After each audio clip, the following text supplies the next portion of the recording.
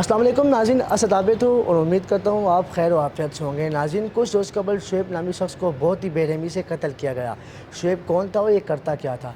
जब हमारी बात इनके लवाकिन से हुई तो इनके लवाकिन का कहना था कि शुएब 24 साल से DHU में सरकारी मुलाजिम था और उस रोज़ भी वो अपने ड्यूटी के फ़राइज़ से अंजाम देने जा रहा था। जब वो ड्यूटी पर पहुँचा उसने फिंगरप्रिंट लगाया और बाद में उसने उस मकाम पे पहुंचना था जहाँ पे बच्चों को पोलियो के कतरे पिलाए जा रहे थे, क्योंकि ये पोलियो मुहिम का हिस्सा भी था। लेकिन वहाँ पहुंचने से पहले ही दो मोटरसाइकिल सवार आए जिन्होंने अंधाधुंध फायरिंग की, जिसके नतीजे में शुएब ज़िंदगी की बाजी हार गया।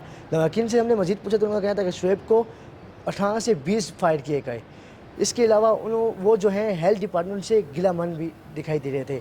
जब हम वहाँ पे पहुँचे तो वो उनकी रस्में कुल जारी थी। हमने वहाँ पे दुआए मग़फ़िरत की और उसके बाद उनके लवाकिन से, उनके दोस्तों से बात की। उनके लवाकिन में एक बुज़ुर्ग शहरी का कहना था कि आज 3 रोज़ हो चुके हैं, हेल्थ डिपार्टमेंट से एक फ़र्द भी यहाँ पे नहीं आया जो कि हमारी दादरसी करे, जो कि इनके शुएब के बच्चों का पूछे। शुएब के बच्चों में 3 बेटियाँ और 1 बेटा है जो कि अभी काफ़ी छोटे हैं। इनका ये कहना था कि हेल्थ डिपार्टमेंट से हम काफ़ी गिलाबंद हैं और हुकूमत के आले अफसरान से भी हम गिलाबंद हैं कि अब तक कोई भी एक शख्स यहाँ पे नहीं आया जिसने दुआ की हो या हमारी दादरसी की हो। नाज़रीन, ये वाक़या जो है, क्या ये टारगेट किलिंग हो सकती है या वजह कुछ और?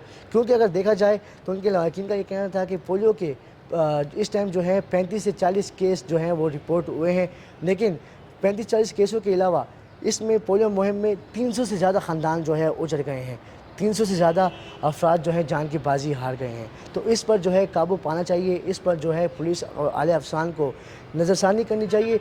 सिक्योरिटी तो उन्होंने दी है, लेकिन अब तक जो है 300 से ज़्यादा अफराद जान की बाजी हार चुके हैं, 300 से ज़्यादा अफराद जो हैं वो, उनके ख़ानदान जो है वो बेसहारा हो चुके हैं। ये वजह क्या है? क्या ये टारगेट किलिंग हो सकती है या कुछ और वजूहात है?